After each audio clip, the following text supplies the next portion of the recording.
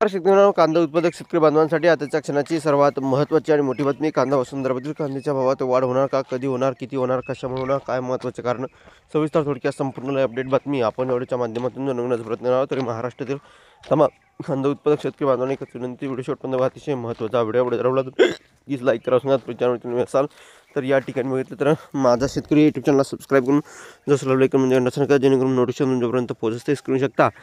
कांदा खरेदीत लूट थांबा अथवा बाजार समित्या बरखास्त करा, शेतकरी संघटनेची मागणी. नगर जिल्ह्यातील बाजार समित्यामध्ये कांद्यासह इतर शेतमालाच्या खरेदीत शेतकऱ्यांनी मोठ्या प्रमाणात लूट केली जात आहे असल्याचा आरोप. या लुटीस जबाबदार असलेले कृषी उत्पन्न बाजार समितीचे सभापती, संचालक आणि सचिवांना तातडीने बरखास्त करण्याची मागणी शेतकरी संघटना आणि स्वतंत्र भारत पक्षाचे जिल्हाधिकारी पंकज आशे यांच्याकडे निवेदन केले आहे. विशेष म्हणजे कांदा उत्पादक शेतकऱ्यांची केली जाणारी प्रचंड लूट या निवेदनात प्रकर्षणात मांडण्यात आलेली आहे. मुख्य मागणी अशी आहे, लासलगावपेक्षा पेक्षाही कमी भावाने कांदा खरेदी. निवेदनात म्हटले की लासलगाव बाजार समितीत एकंदरीतच या ठिकाणी बघितलं कांद्याच्या भावात देशात बेंचमार्क मानले जाते.